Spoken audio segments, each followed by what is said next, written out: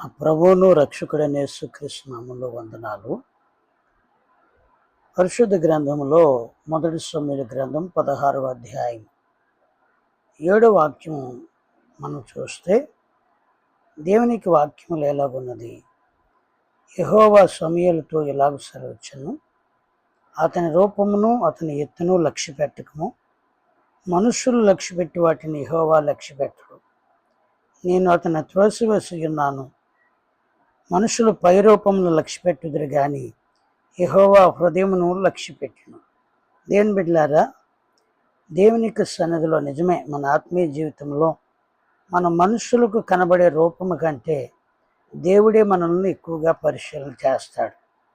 ఈ వచ్చిన భాగంలో ఇక్కడ ఇశ్రాయేలీయులకు న్యాయాధిపతిగా కొంతకాలము కొనసాగించిన సమూయేలు ఇశ్రాయేల్ ప్రజలు దేవుడు మాకు రాజు కావాలని కోరుకుంటే సౌలుని రాజుగా అభిషేకించాడు. కానీ సౌలు దేవుని మాటను అతడు గుర్తించకుండా తన ఇష్టానుసారమైన తన సొంతంగా నచ్చినట్లుగా చేయడం ప్రారంభించాడు. ఆ విషయంలో 13వ అధ్యాయంలో దారి తప్పాడు. 16వ అధ్యాయంలో కూడా అమాలేకీయుల విషయంలో అతడు దేవుని మాటను వినకుండగా కొన్ని క్రొవ్విన గొర్రెలను క్రొవ్విన బలిసిన వాటిని తెచ్చుకొని అతడు దాచాడు.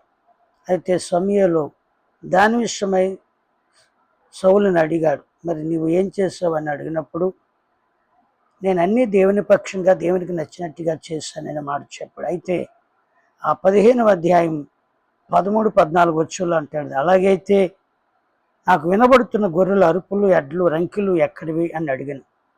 అందుకు సౌలు అమాలేకుల జనులను వీటిని తీసుకుని వచ్చిరి. నీ దేవుడిని యెహోవాకు బలి అర్పించుటకు జనులు గొర్రెలను ఎడ్లను మంచి వాటిని వండనిచ్చరి అని అంటాడు.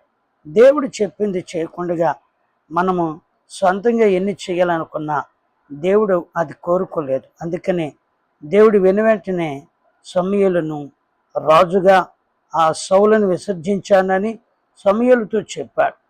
ప్రియులారా, దేవుడు మన జీవితాల్లో ఆయనకిష్టమైనది చూస్తూ ఉంటాడు.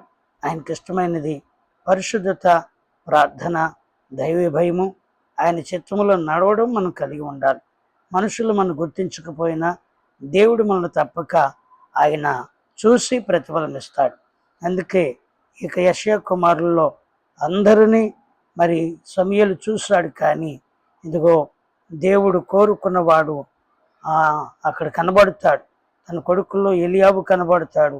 ఇంకా మనం చూసినప్పుడు ఇంకా కొంతమంది సమూయేలు ఎదుటికి అభినాదాబు కనబడతాడు.